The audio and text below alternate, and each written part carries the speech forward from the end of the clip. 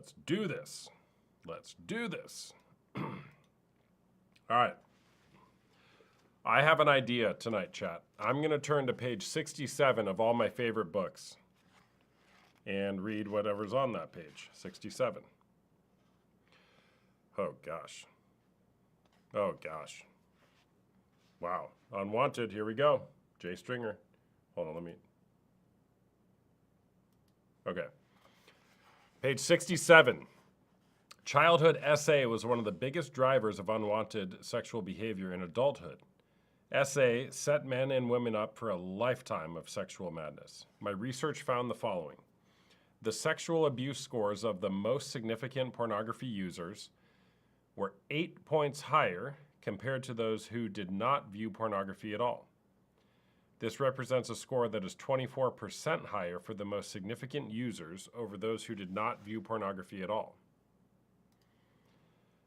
Men who had high scores on the sexual abuse scale were 20 times more likely to buy it compared to those who had a low sexual abuse score. Men who had high scores on the sexual abuse scale were 13 times more likely to want an affair with someone anonymously and 15 times more likely to want an affair with, quote, someone I know compared to those who had low sexual abuse scores. Women who had high scores on the sexual abuse scale were 4 times more likely to want an affair with someone I know compared to those who had low sexual abuse scores. Women who had high scores on the sexual abuse scale were 4 times more likely to want an affair with someone anonymous compared to those who had low sexual abuse scores. The average sexual abuse scores for bisexual persons were 8 and 11 points higher than the average scores of homosexual and heterosexual persons, respectively. Okay, that was page 67 of Unwanted. Not sure that that's the most appropriate button to push when reading that, but, you know, you go with the button you have, not the one you want. All right, page 67 of the Betrayal Bind. At this point, the betrayed partner moves back toward the unfaithful partner, seeking to reestablish some type of emotional connection with their primary attachment figure. This can look like it did in our example above, where the partner collapsed into sadness and grief, turned towards her spouse for comfort. Or it can look like having a big fight that ends with connection. This may seem odd, but often fighting is a form of pursuing connection with our partner. The fight is about trying to get our partner to pay attention to us and give us what we need to feel safely connected to them again. Connection. It is our desire to alleviate the separation distress caused by disconnection. It is normal to reach for the behaviors that historically have reassured us that we are safe and our relational connection is secure. Moving toward our partner, reaching out verbally, physically, emotionally, and sexually makes perfect sense. Help Cakes, way to go, having a party. I'm reading page 67 of all my favorite books. Follow along. Reconnection is profoundly relieving for a few moments as we come back into emotional and physical proximity with our partner and feel the reassurance that our partner is there for us. Our stress and activation are eased. Our body calms and our mind clears. Our fear is assuaged and we can breathe again. We can take a break and get relief from the onslaught of stress stress reactions and stress-related chemicals flooding through us. We need this, and unconsciously, without knowing why, we have reached for it. This is the Betrayal Bind, page 67. Trigger/reminder of danger. For most partners, the period of reconnection and relief is ended by a reminder of betrayal. This occurs through some type of triggering thought, memory, or event. This trigger is often a shock to our system as we relax our defenses to reconnect with our spouse. Climax of shock and fear. The reminder that our spouse has cheated and lied jars us from our state of relief and plunges us back into fear, anger, and pain. Often these emotions are intense and erratic because they come in reaction to the recent moment of connection. While we were connected, we forgot for a while that our partner was also the source of our pain. Now the pain comes howling to the surface as the betrayal is again front and center, and the reality of the threat coming from the cheating partner sets in. That was The Betrayal Bind, page 67. On to the next book. Reading page 67 of all my favorite books right now.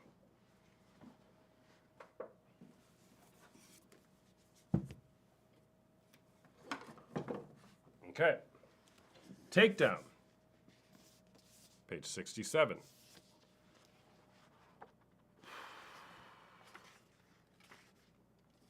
Oh, perfect. It's the beginning of a chapter. How convenient. Do I live in Pacific time? Yes. Well, no.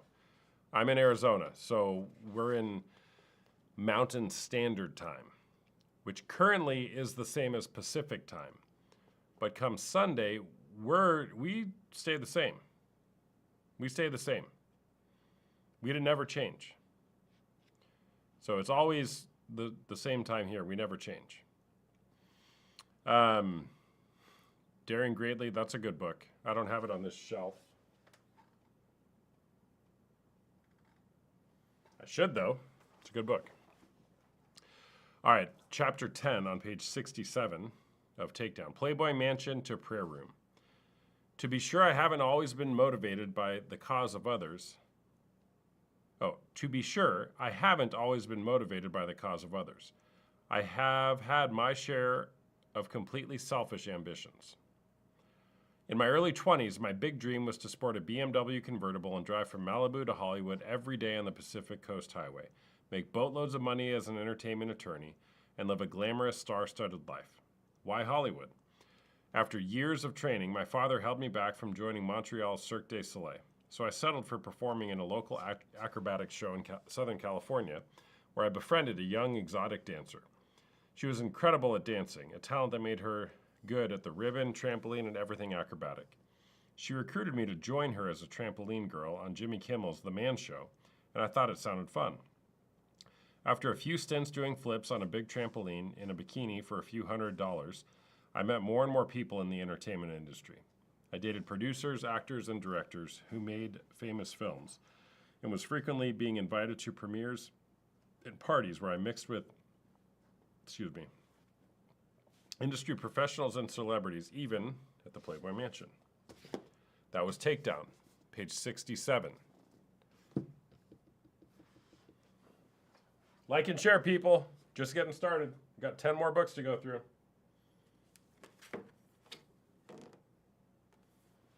Next, The Porn Myth by Matt Fradd. Great book. Page 67. I always go to the beginning of the previous sentence or paragraph, just for the record. Beyond the probability of infection and disease, the sex work itself is a matter of great concern. In porn, there are basically two subgenres, feature films and gonzo films. Feature films have the pretense of a plot, character development, conflict, and resolution, all wrapped around lengthy sex scenes. Yes, I said 6-7. I'm reading page 67 from all my favorite books right now.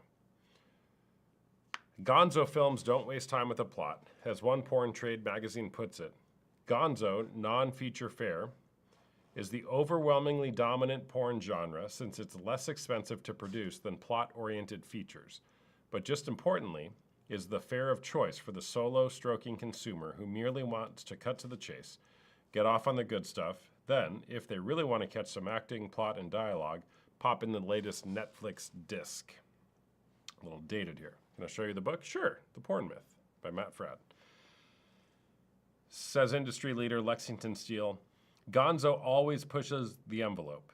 It is body-punishing sex at its worst. Not only do these films test and break the limits of a woman's body, much of what they contain is unsanitary. According to Robert Jensen, a woman in gonzo film is either expressing disregard for her own health or accepting the man's implicit imposition of the idea that her health is of no concern. Either way, she is less than fully human. During her interview on ABC's Primetime, Belladonna, a well-known gonzo performer, described how she needed to prepare herself mentally and physically for the work she did. I go through a process from the night before. I stop eating at 5. I do, like 2 enemas. The next morning, I don't eat anything. It's so draining on your body. Danielle Williams said she saw a lot of brutality in her years in the industry. Here is her description of the physical damage endured by the performers. I'm only reading page 67. So, Carrie Robichaux, what's going on? Good to see you. Dr. Veller stated that most men cheat because their wife is childish, not because they want a young woman. Interesting. Single, Los Angeles, I'm 29. Yeah, I'm going to ban you if you keep spamming that. Does anyone here have a take on the popular something books? Is that SMVT? What is that? Hey. Good. I'm doing good, Carrie. Good to see you. That sounds contradictory. Read mine, please, good sir. Read what, Brandon? What's my answer? Oh, is porn cheating? Yes. If you're in a committed monogamous relationship with another person and you've said something like, I love you, only you, mind, body, and soul till death do us part, if you deviate from that agreement, whether it's using a person on a screen or otherwise, you've gone against the agreement and you're therefore cheating. That's it. It's that simple. All right. Page 67. Page 67 of To Be a Man. I'm reading page 67 from All My Favorite Books. Adam, how do you switch it up so fast? Bro, I don't know. Emotional regulation takes practice. When's the last time I did it? A little over 8 years ago, Brandon. What about you? Is being a member of the John Baku website? I don't know what that means. Give me a follow if you guys like my content. If you don't like my content, don't follow me. We don't need you. Get out of here. Just kidding. Maybe you don't want to follow. Maybe you don't want to follow a porn guy. That's okay. I'm much more than a porn guy, though. To Be a Man, great book. A guide to true masculine power. I'm reading page 67 from All My Favorite Books. But for To Be a Man, I'm going to do something special. Because page 67 actually doesn't really exist in this book. Look at this. It's only this right here. Focus. Focus. Why aren't you focusing? That's it. Power in the modern man, anger, aggression, and the hero. If we don't recognize and have some degree of intimacy with whatever in us can dehumanize or abuse others, however civilized or rational its demeanor, we pose a danger not only to ourselves but to others. No matter how nicely we generally behave, what really matters here is not so much the presence of this inner darkness, but the kind of relationship we choose to have with it. Gosh, this book is, because that was all we got from page 67, I'm going to read my favorite quote from this book, probably one of my favorite quotes ever. This is on the introduction of To Be a Man. True masculine power happens when courage, integrity, vulnerability, compassion, awareness, and the capacity to take strong action are all functioning together. Such power is potent but not aggressive, challenging but not shaming, grounded but not rigid, forceful but not pushy. Again, it requires head, heart, and guts in full-blooded alignment. Love that book. I'm not a Blue Jays fan. I would say I align more with the Dodgers, although I'm in Arizona, so maybe I shouldn't say that because I'm supposed to be a Diamondbacks fan. But what a performance last night by Mr. Ohtani. 2 doubles, 2 home runs, 4 intentional walks, and 1 allegedly unintentional walk, and then a walk-off home run by Freddie Freeman. That was crazy. And tonight, way to go, Blue Jays. You got that win. So now it's, 2-2? Exciting series that I haven't watched at all because it's baseball. Also known as boring ball. Very boring. It's boring. Baseball's boring. I said it. All right. Page 67 of Mind Over Explicit Matter by Dr. Trish Lee. Page 67. Go to the previous paragraph. What is to be a man about? It's how to be a man. No, it's it just, I mean, this is the opposite of any like toxic masculinity alpha male type book. This is actually a good book about masculinity and manhood by a guy named Robert Augustus Masters, who's a PhD in psychology.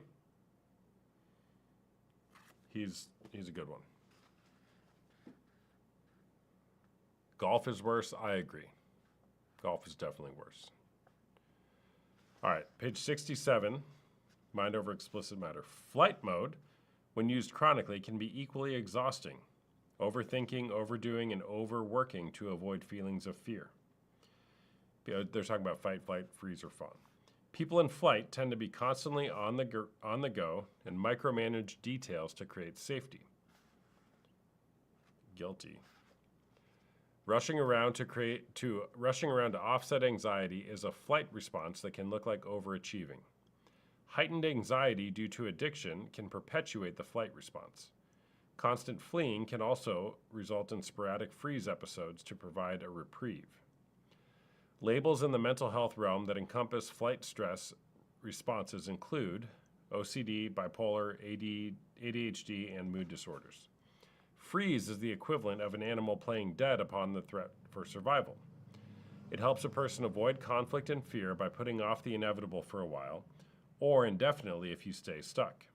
The lifeless feeling of freeze involves escapism, numbing, spacing out, brain fog, lack of motivation, feeling unreal, and laziness while trying to hide from the world. Escaping into porn to avoid the perpetual stress and anxiety of being in a fight or flight mode can be a type of freeze response. Labels for the freeze trauma response include dissociative disorders, depression, and ADHD. Fawning is a compensatory stress response where the individual often subconsciously acts in ways to please, appease, and pacify the threat in their life to try to keep themselves safe from further harm. Actor Will Smith wrote about this phenomenon as the impetus for his early prowess for acting. He, his mother, and his brother suffered repeated physical abuse at the hands of his father, Daddy-O. Will Smith said that he could perceive Daddy-O's moods and would act funny to avoid the anguish of watching his mother suffer abuse or the pain of being struck himself. He fawned to reduce the chaos of his childlike home, and it worked. In doing so, he began to hone the skill of acting from a very young age and eventually became one of the leading actors in Hollywood. Fawning, like any stress response, when used too much, can be dangerous if it becomes your maladaptive coping strategy for a lifetime. You may not recognize it as keeping you stuck in a self-defeating survival mode, unless, of course, you dare to see it for what it is, a stress response, and grow from it, which is what Will Smith has done on his journey of self-discovery. In the infamous slap that could be heard around the world, Will Smith came to the defense of his wife by hitting Chris Rock on a live televised broadcast. What a crazy moment that was. Perhaps an overstep of no longer fawning by approaching. Will Smith engaged in the conflict of his wife being disparaged within the moment it occurred. Fawning is often labeled as codependency or a victim mentality. That's a good analogy. That was page 67 of Mind Over Explicit Matter. All right, chat. Let's see if we have any guests tonight.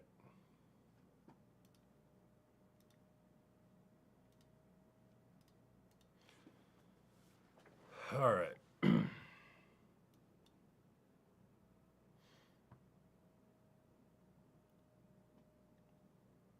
I found out my partner watches corn and I haven't been able to eat for 3 days now.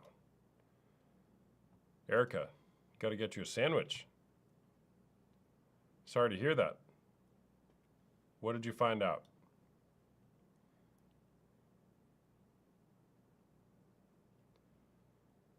What did you find out? No, it's not cheating. Miguel, let's chat, bro.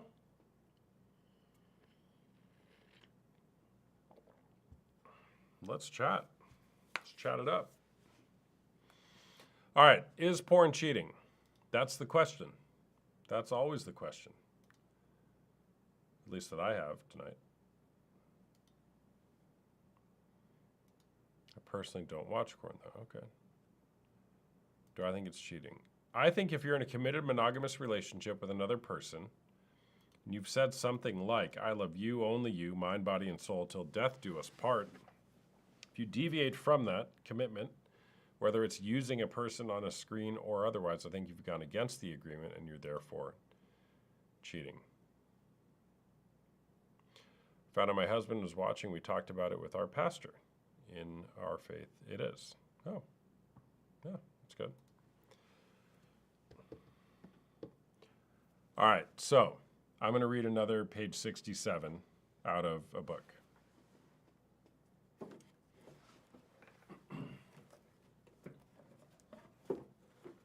Here we're going to go to Your Brain on Porn by Gary Wilson, another classic, page 67.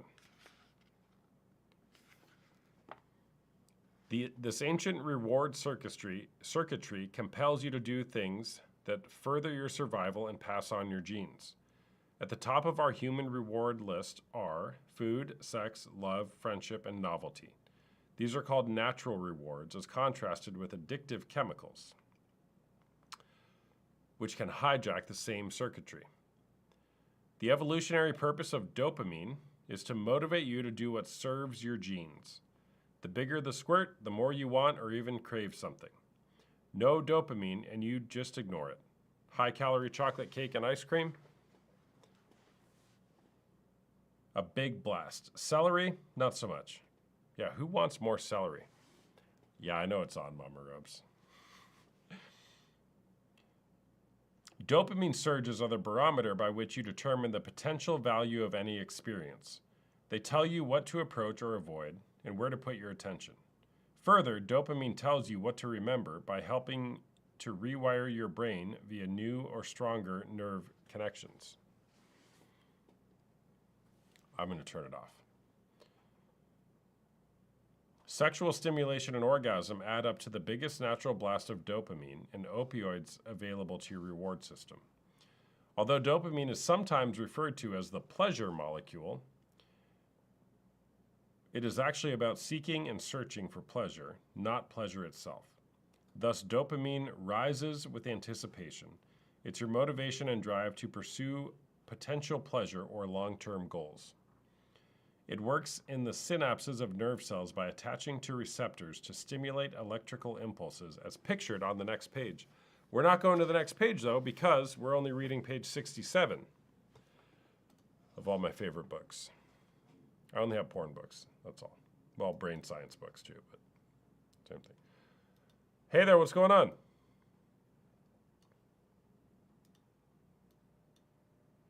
What side? What are you talking about? Who's taking sides? Who'd you vote for? Who did you vote for? Oh, I thought you were talking about sides. All right. Oh, got it. Oh, okay. Okay. What side are you on?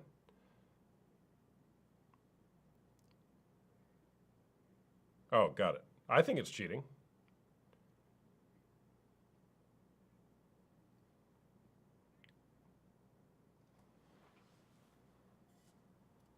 Yeah.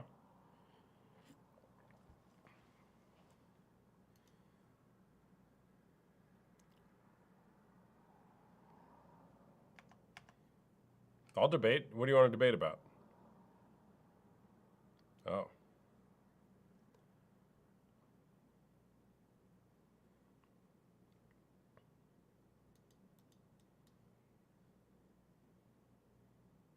Are you 18 or over? Got it. Can we ban this guy in the chat? Okay, well, thanks for sharing. Next time, if you have a question, just ask it. Okay, bye.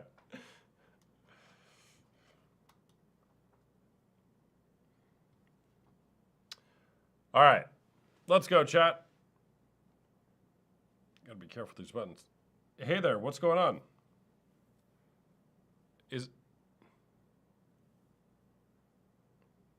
Oh, got it. Oh,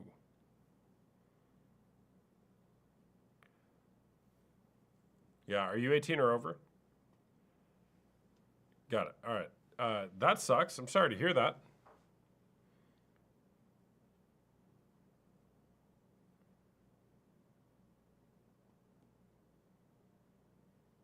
What did he do? That's a lot of cheese.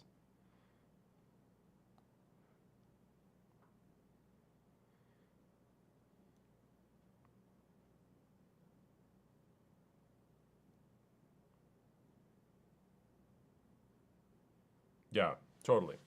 All right. So $2,000 every few weeks. That's like $4,000 a month.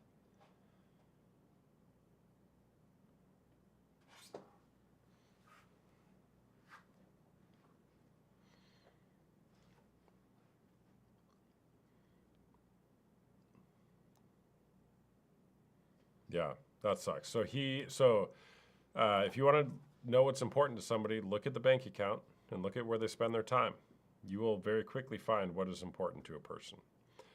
All right. So how long were you in that relationship for?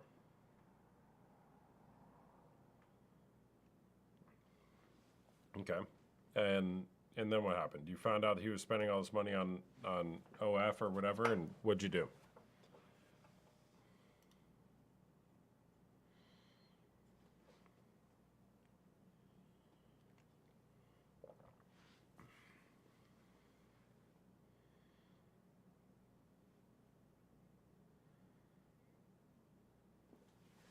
Yeah, like prove it.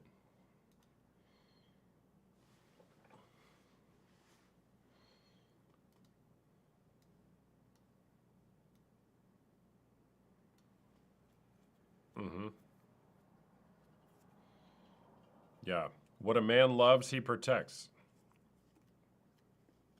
He he made you homeless.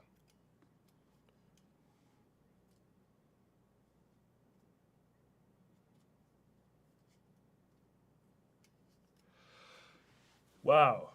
That's crazy. Oh man, sorry. Sure can. Pick that nose, bro. It was more of an itch, not a pick. Pick, I would have gone in like that. Itch is like that. Um, but thanks for noticing.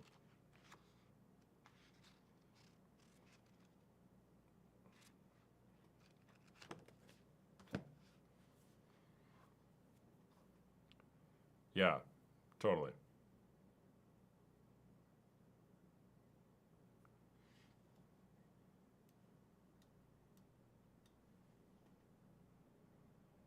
Yeah, yeah, that makes sense.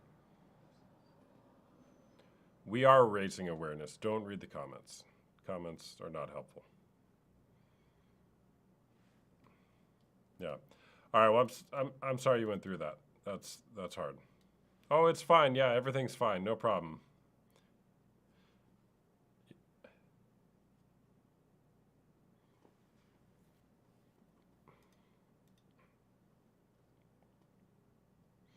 Yeah, it's kind of nice now.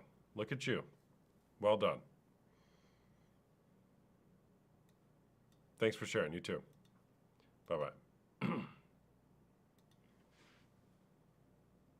Like and share, people. Like and share. Tap the screen. Tap, tap, tap. Hey there, what's going on? Is porn cheating?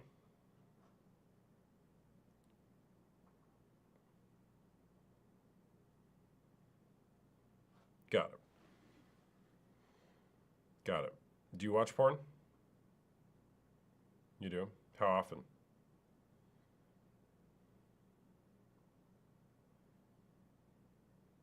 Once or twice. Did you say partners, plural? What does that mean?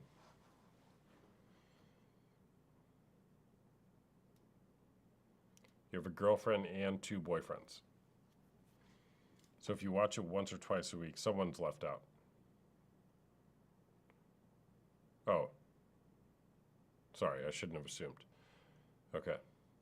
All right, a girlfriend and two boyfriends. How does that work?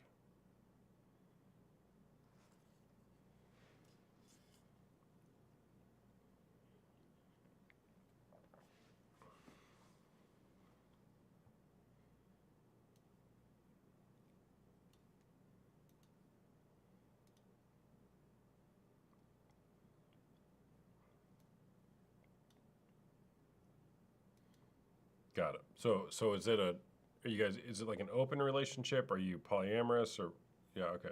Got it. Got it. Okay.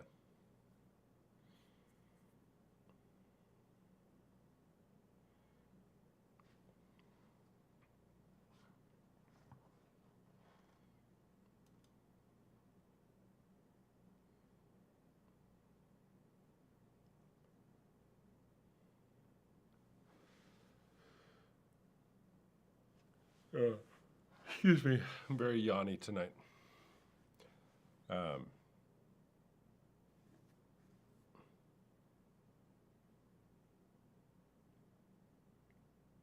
who's there? Is that, oh, you're talking to me. Is your girlfriend there? Got it.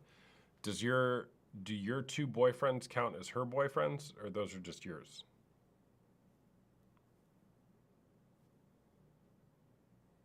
So she's got you, your two boyfriends, and her boyfriend.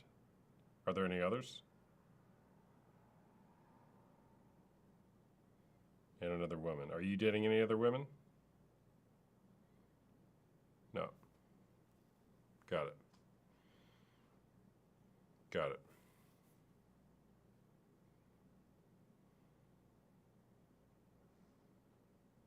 Mm-hmm. Yeah.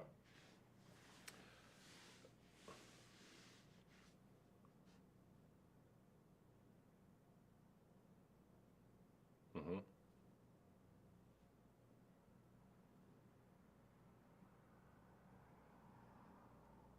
Mm-hmm. Yep. I agree. I agree. And in your game, it's definitely not cheating. Yeah.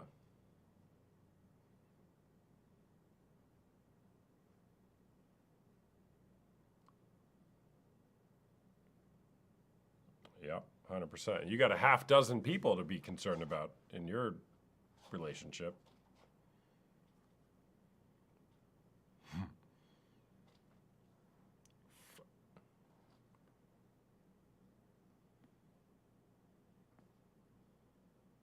Oh.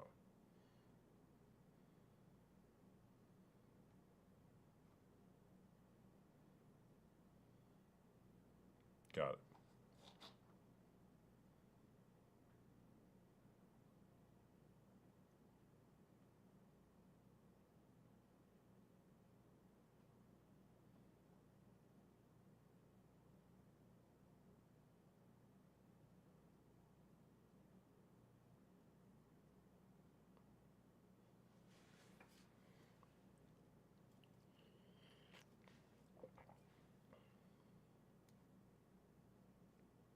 Yeah.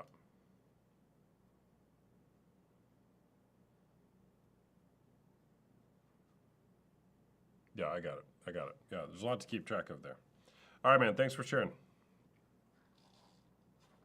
Yeah. Cool. Thanks. Thanks for sharing, man. All right. W's in the chat for all of our guests tonight. I think he was saying three, not free, but I'm not sure. Red Rum. Hey there. What's going on? Not much. It's porn cheating.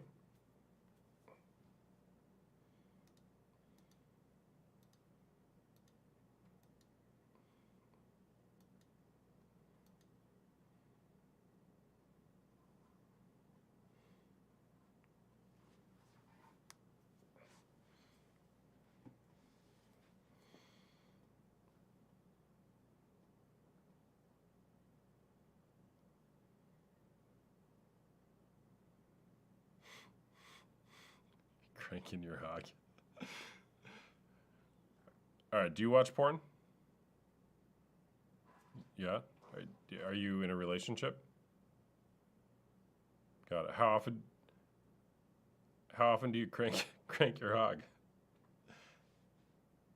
Once or twice a week. Crank your hog. Oh, kids these days, am I right? How old are you? No, yep, okay. All right. Okay. When did you start watching porn? 14, so about 5 years of practice hog cranking.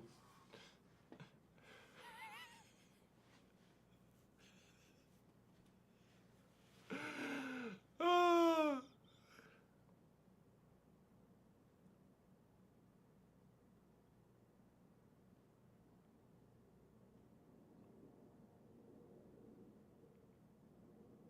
And you didn't do it? Like no cap, you didn't do it? Got it. I'm pretty hip, right? No cap. There's a cap. Look at that. Thank you for that cap. Appreciate that. Yeah. Yeah, we got the cap. Yeah. You ever heard 6'7" before?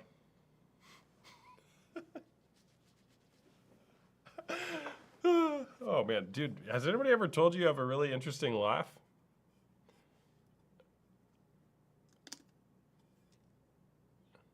Yeah. Yeah. It does make other people. Yeah, can you do it on command?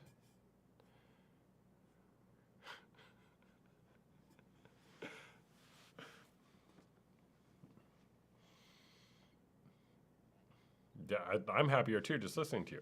All right, so for real, what kind of porn do you watch? What? So 1 or 2 times a week, like you watch a lot of porn, huh?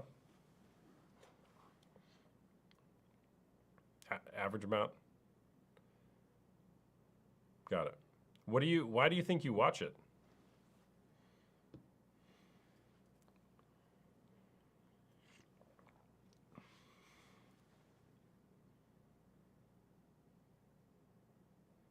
You think it's bad? Yeah.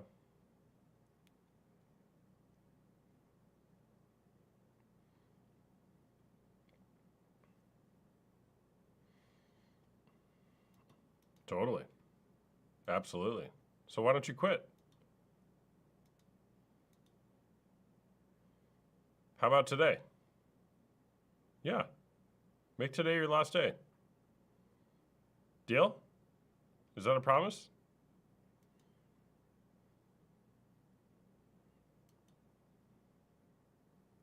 Go delete it. We'll give him a minute. What did you delete? Reddit. Yeah, get rid of Reddit, man. You don't need Reddit. While you're at it, what other apps are you gonna use to look at porn?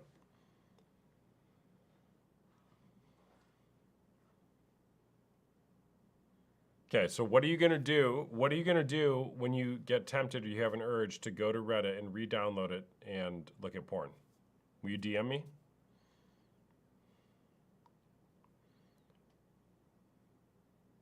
Okay. Push-ups. Yeah, great. Great.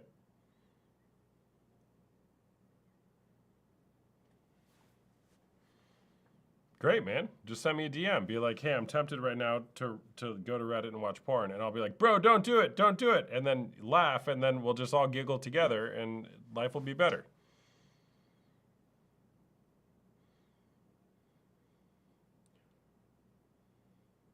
We did it.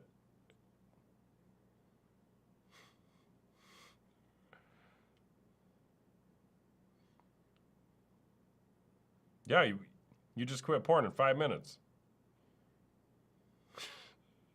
I mean, wait till tomorrow, see what happens. But step one, acknowledge you have a problem, and then take action towards changing the behavior. That's the behavior modification part. Way to go, man. W's in the chat. All right, man.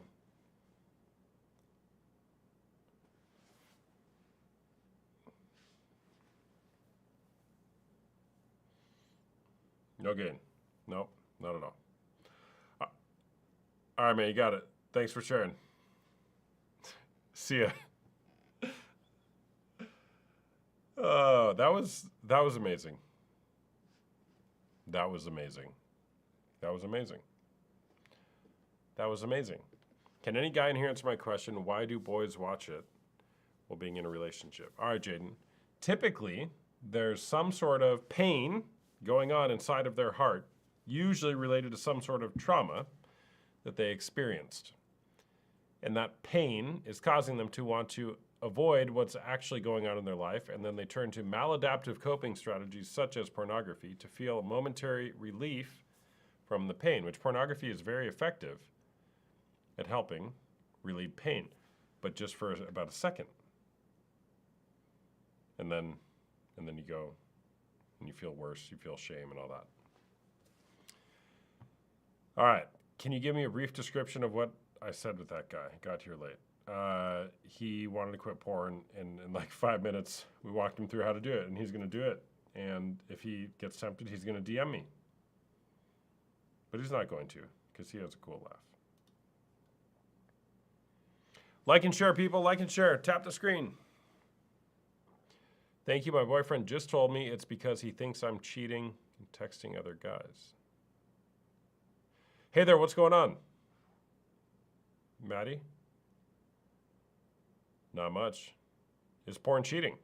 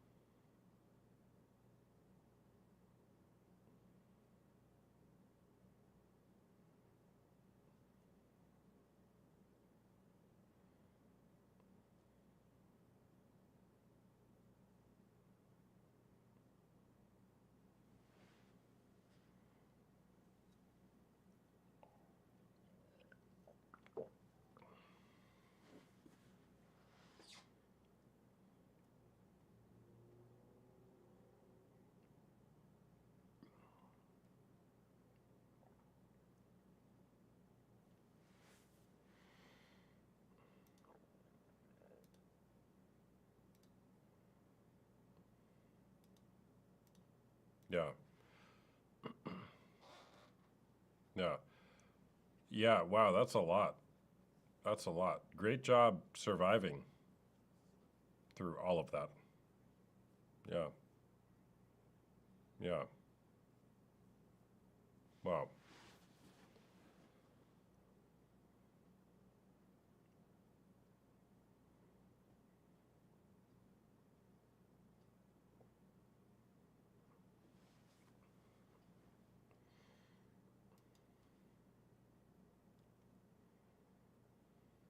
Yeah. Yeah. Totally. Thanks for sharing. You too. Bye-bye. Oh, I heard a smoke alarm at the end of that. Wow, that's a lot.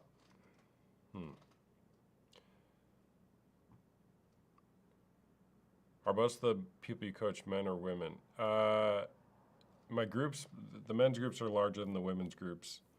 And my individual clients, I'd say probably it's mostly couples that I work with. Probably like 60% couples, 30% individual men, and 10% individual women.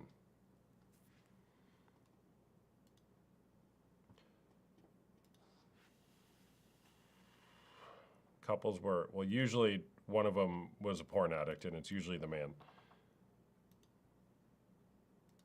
Hey there, what's going on? Not much. Is porn cheating?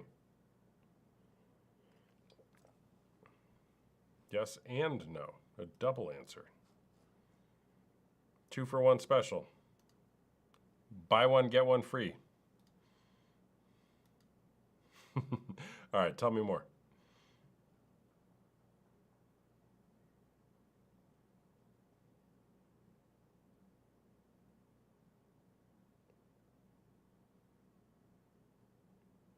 Okay.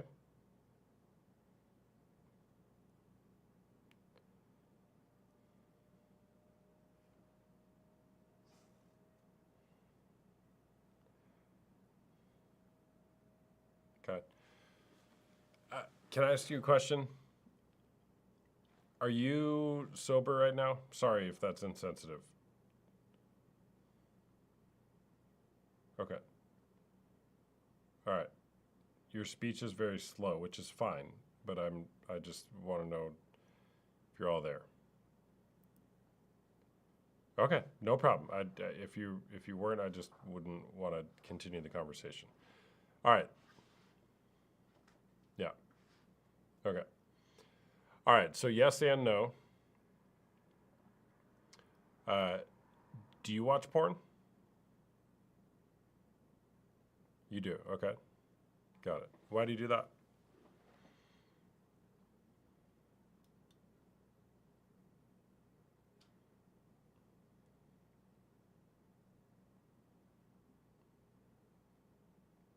Your husband has issues.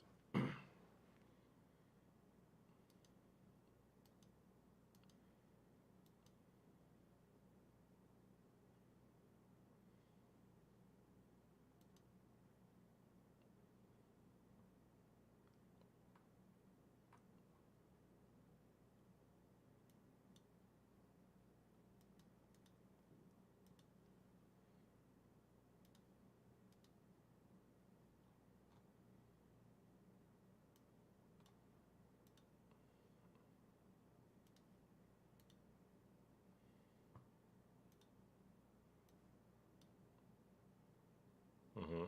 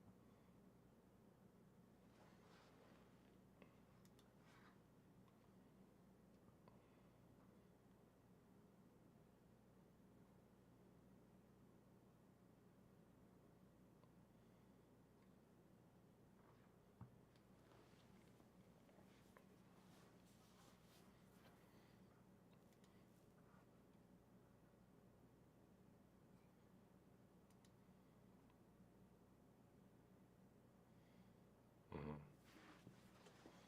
That's pretty deep. Yeah, the I know the depths of what you must be going through.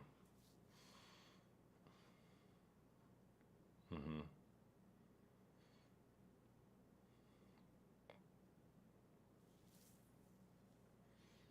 Mm. Mm-hmm. Mm-hmm. Yeah, it's like the Mariana Trench of trauma.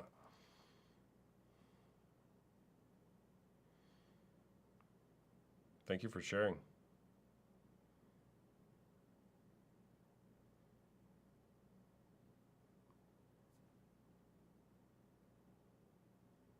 Oh, did I hear someone snoring? Okay, got it. I thought you fell asleep.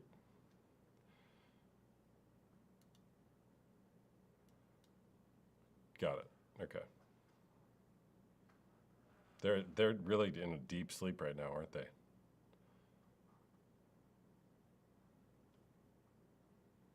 Oh, it's like a shallow depth. Yeah. All right. Well, thank you for thank you for sharing. All right. Take care. All right, chat. Your comments. Your comments, chat. Your comments almost got me to crack. But I was in the depths in that conversation. So we jumped into the deep end. Hey there, what's going on? Oh, that person didn't mean to go on.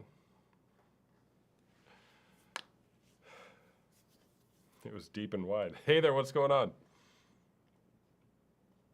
You need help? Call 911.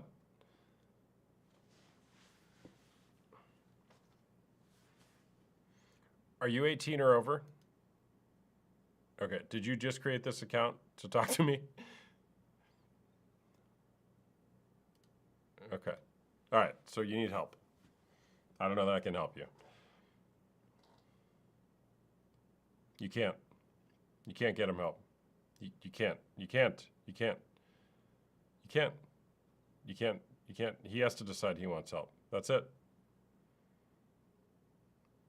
What is he doing, though? Then he doesn't want help. He doesn't. We are what we do, not what we say we're going to do. So what are you going to do with that information?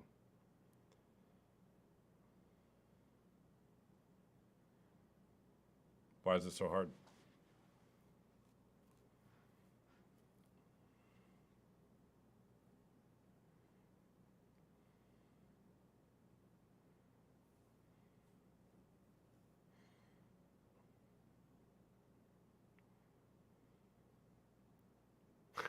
Did you just do that on purpose? 6 or 7?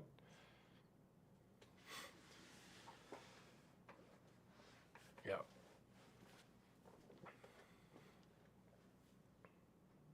How long you been doing this? Playing this game of hoping he gets help and he doesn't. You're staying with them. You're not leaving. Okay. How many more years are you going to keep doing that? What's the cost of your life if you keep doing this?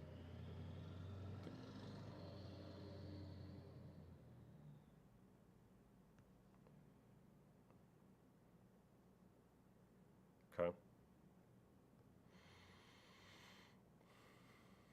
Yeah, so it's hard. Okay, how old are you again? 18. All right. Do you guys live together? Okay. Do you live with your parents? He lives with your parents also? Oh, got it. Okay, you just graduated high school? Okay, and how long have you guys been together?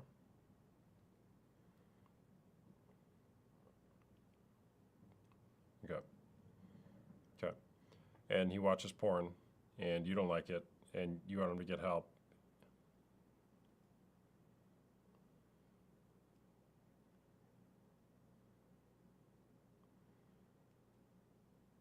Yeah. So, but he won't stop. He won't get help. Okay.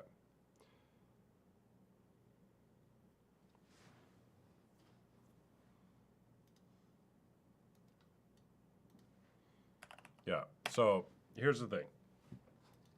I've been on a Viktor Frankl kick lately. Do you know Viktor Frankl? Neither do I. I mean, I never met him, but he died like 30 years ago. He's a author, a doctor. He said, when we are no longer able to change a situation, we are challenged to change ourselves. So you're focusing on trying to change the situation or change him, which you can't do. The only thing you can change is yourself. Yeah.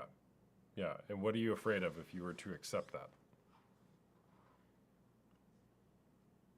Mm-hmm. And what would that mean if you weren't with him?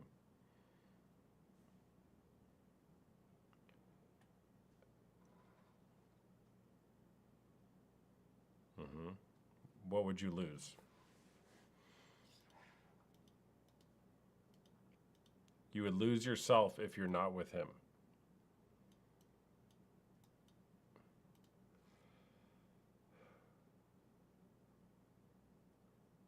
totally. Yes. But who are you outside of him?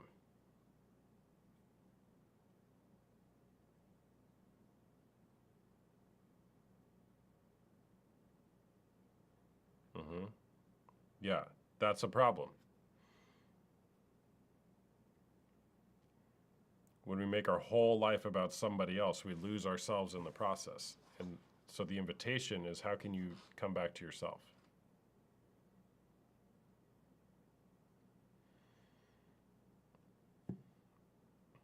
Well, what do you think you need to do? We get that. I want to help him too. Have him schedule a call with me. Why are you asking? Well, can you? I don't know. He has to decide he wants help.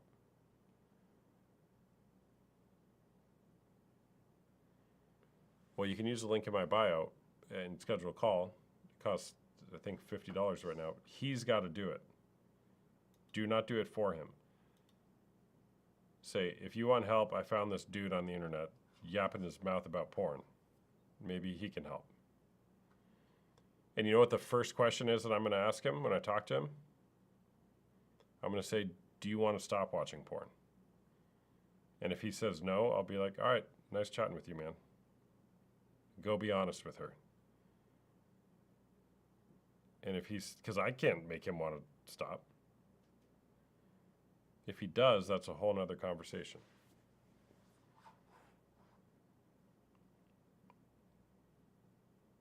Yeah. Is he there? Let's get him on. Can you call him? FaceTime? Wake him up. This is important. Are you open to hearing what somebody else wants to say to you? Yeah? Okay, Ashley. Ashley wants to talk.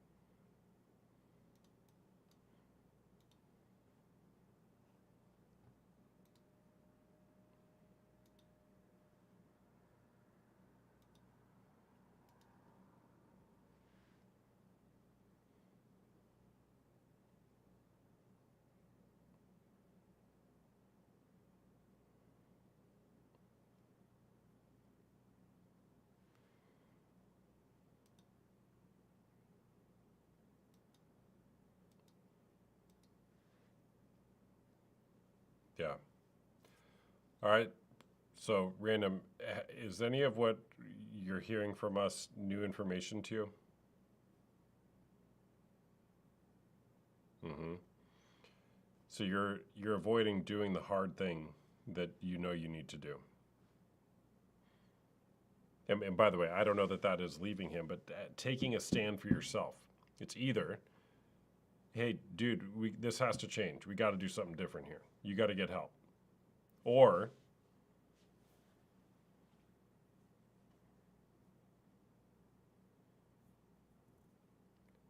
have you gone to church? Have you talked to a therapist? Okay, so again, a lot of talk. Those things can be very helpful. You know? I mean, yeah, so thank you for sharing. I'm sorry you're in that situation. It's really hard. Yeah. All right, take care. W's in the chat for random. We are what we do. We are what we do. We are not what we say we do. We are not what we say we're going to do. We are not what we say we did. We are what we do.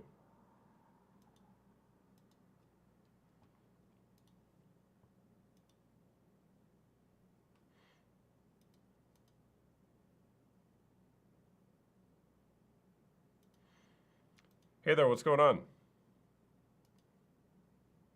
Hello? Hello? Hello? Hello? Hey there, what's going on? Yeah, can you hear me? All right, is porn cheating? Okay.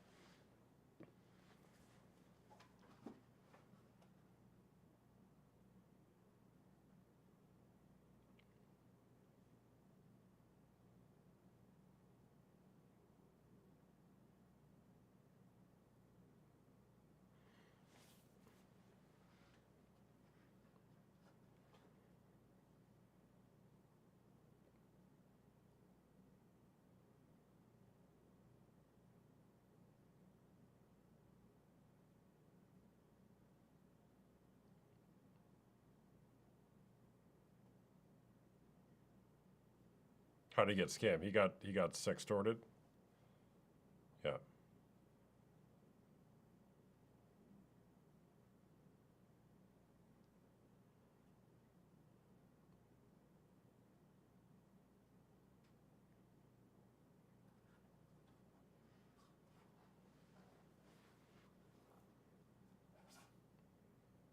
Hmm.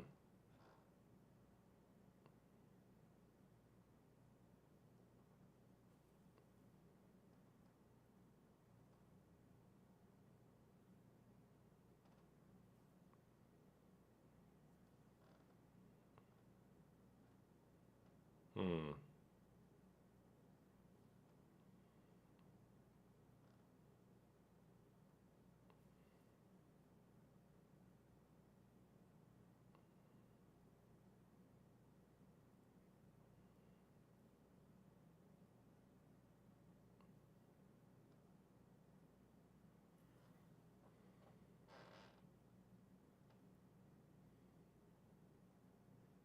Yeah. I'm sorry to hear that. Does he think he has a problem?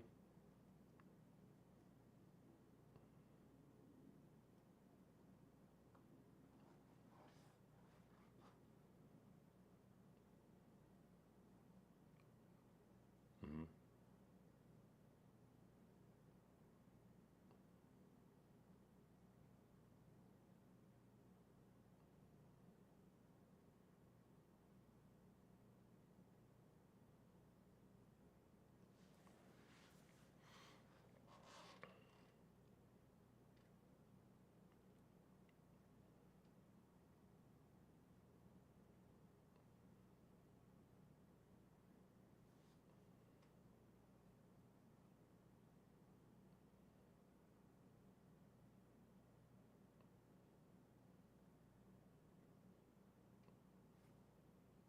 Mm-hmm. Well, that's good. And he's actually seeking help. So when people mistreat you or harm you, you have a tendency of just easily and quickly dismissing it and moving on.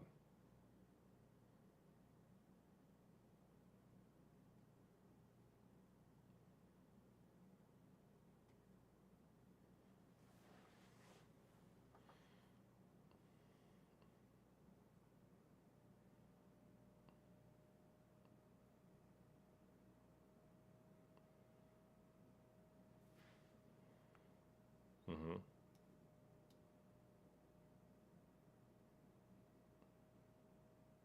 Mm-hmm.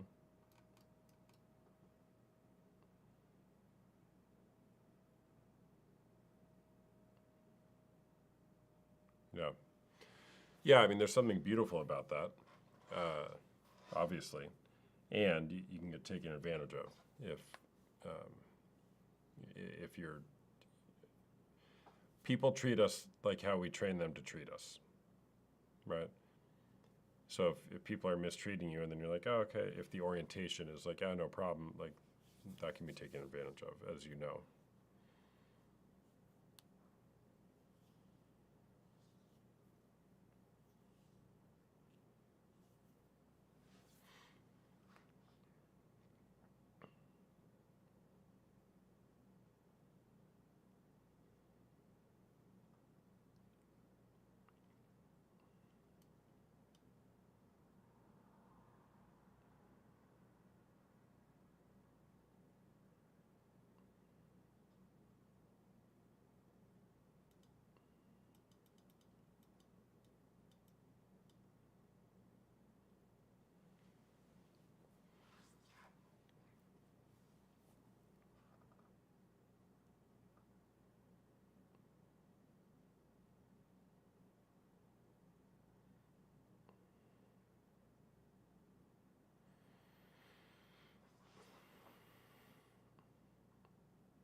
Yeah, totally. Thanks for sharing. All right, bye bye. Be right back. Chat.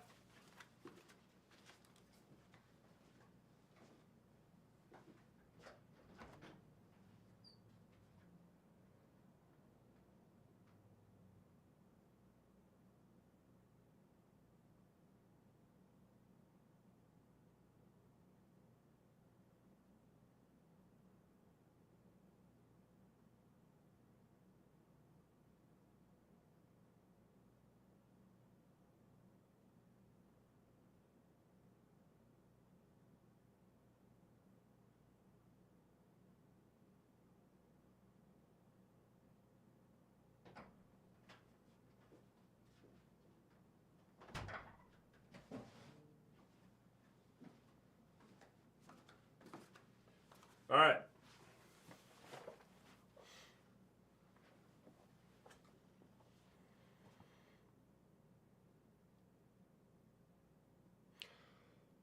All right, I'm gonna take a few more guests. Oh, I go to bed.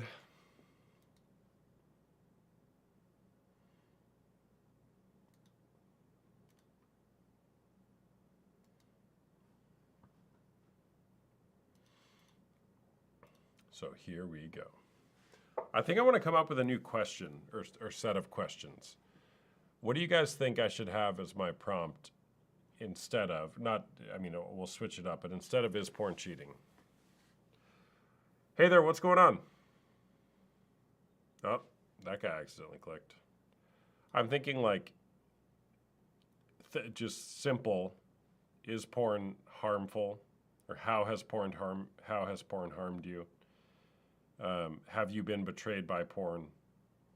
Have you betrayed somebody by pornography?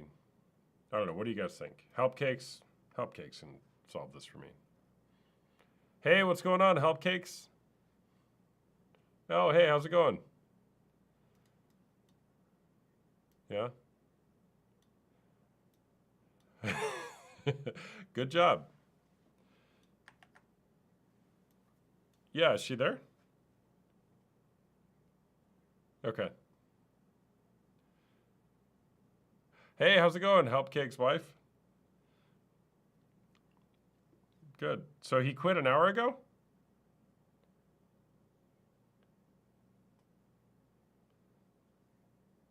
Yeah? Good. I'm happy for you. Okay, well, a new life. Yep. Yep. Two can play this game. Two can play this game. That's for sure. All right. Well, thanks for sharing, Helpcakes and Helpcake's wife. All right. Bye bye. Helpcakes is my favorite troll, my absolute favorite troll.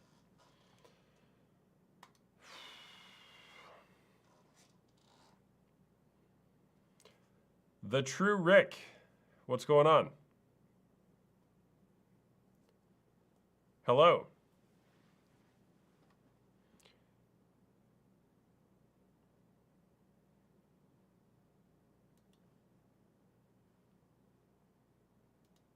Elijah the Troll. We got another troll. Yo, what's going on?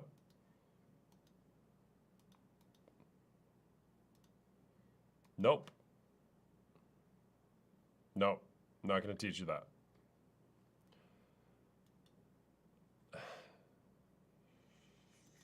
Yeah. Hey there, what's going on?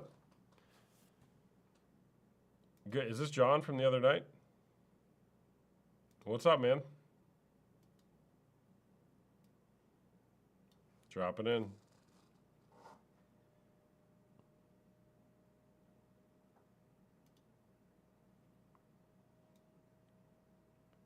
Okay. Which book? Unwanted? How good is that book?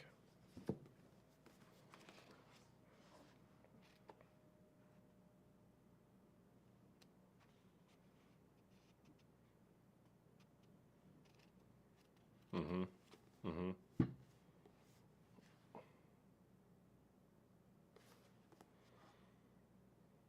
Mm-hmm.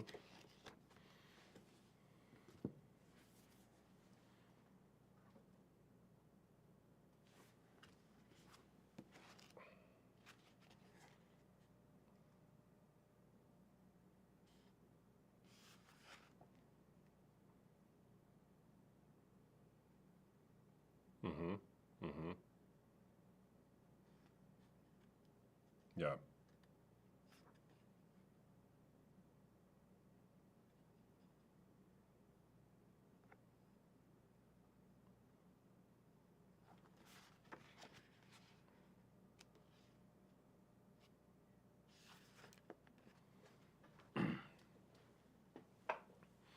Totally, man. Let me read that passage. I'll start on page 9 where it says addiction. The contemporary definition of addiction is only about 100 years old and refers to a dysfunctional dependence on drugs or behavior such as gambling, sex, or eating. Prior to the 20th century and a few vague references in Shakespeare, you would only need to go back to ancient Rome to find a word similar, or I'm sorry, you would need to go back to ancient Rome to find a word similar to our modern use of addiction. In Rome, Atticus referred to someone defaulting on a debt and consequently being assigned to a creditor as a slave until the debt was paid off.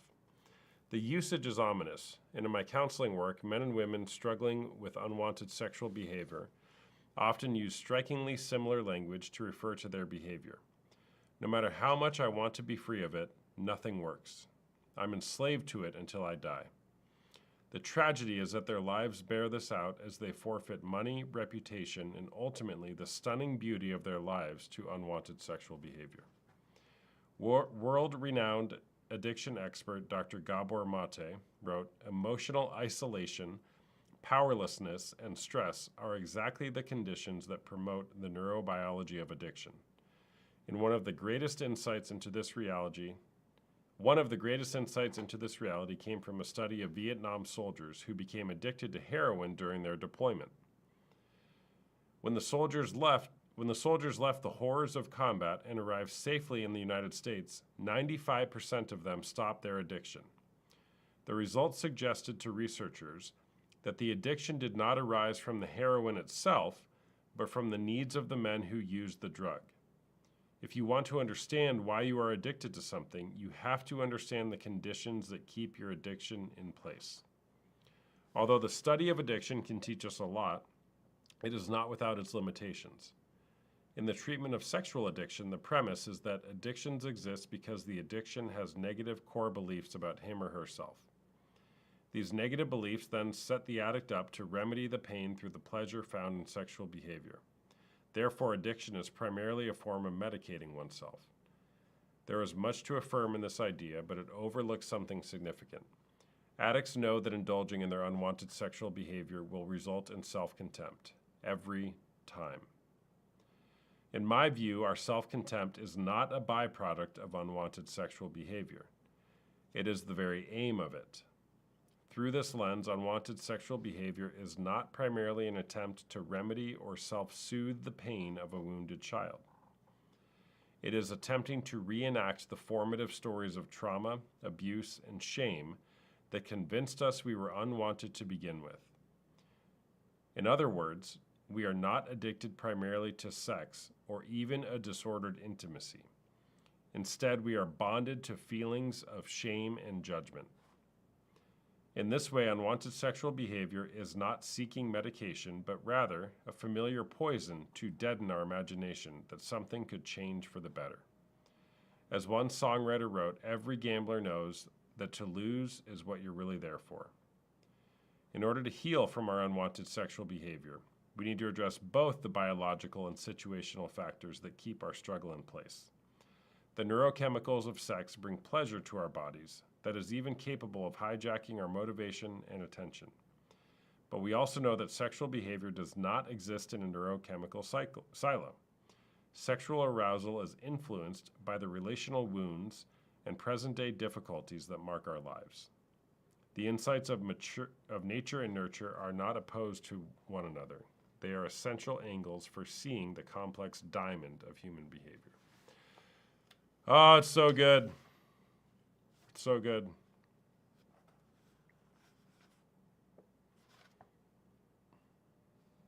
Mm-hmm.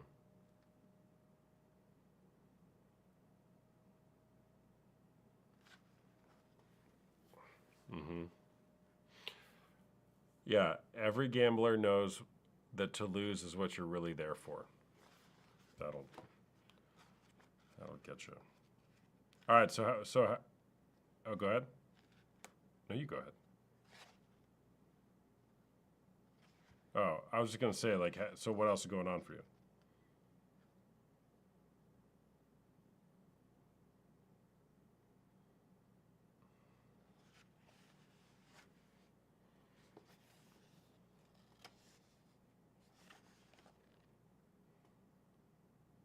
Yeah.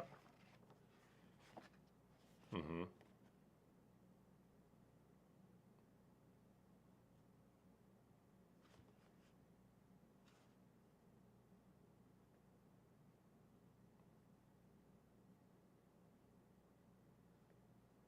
Mm-hmm.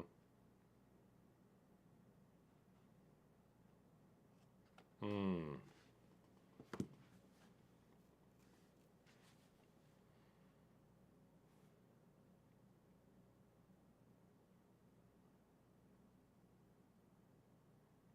Yeah. Totally.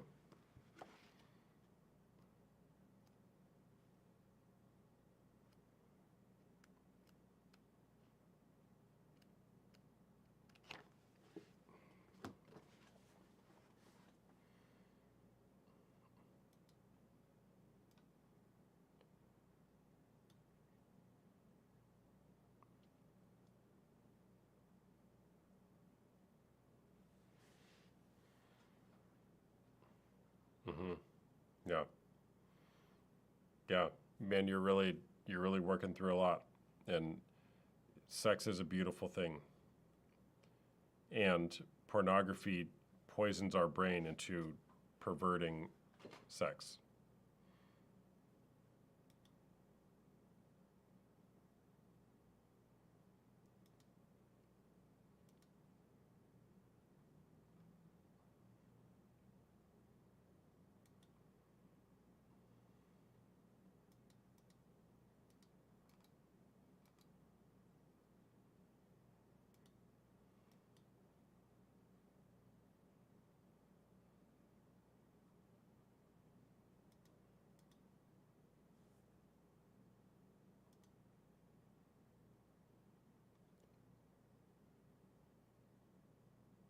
Mm.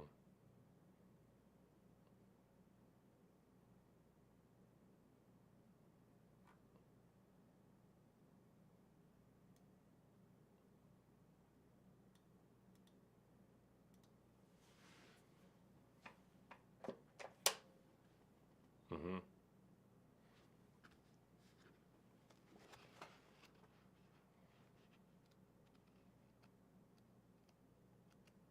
Yeah.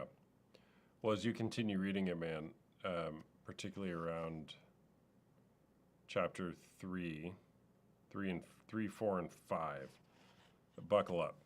I mean, that's where it goes into all like childhood trauma and dysfunctional family systems, and all the things that can lead to those feelings of shame. And then, like he says, you're kind of playing it out and reenacting that.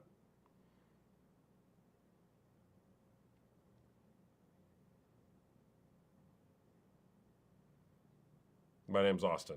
Yeah. I think it's on my profile. Yeah.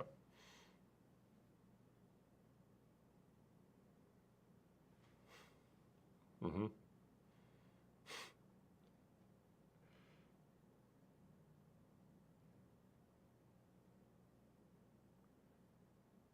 Yeah.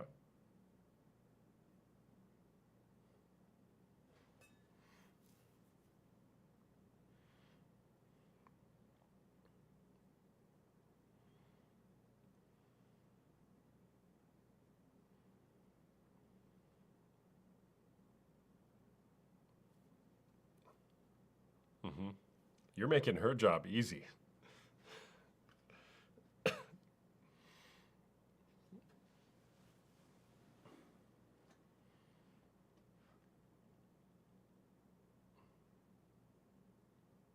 Mm-hmm. Mm-hmm. It's awesome, man. Yeah. Yeah. How old are you again? Where do you live? Okay. Cool, man. Well, you're doing great work, man. I love when you come back here and tell us how you're doing. It's certainly inspiring to me, and I'm sure it is to the other people who have seen you come on here.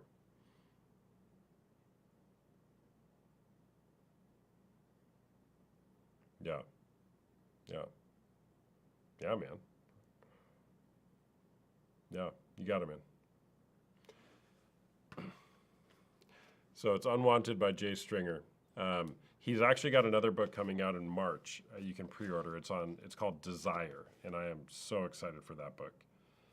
Um, yeah, like March 3rd, you can pre-order it on Amazon. Um, I used to just sit here on TikTok and read this book. I should do that more often.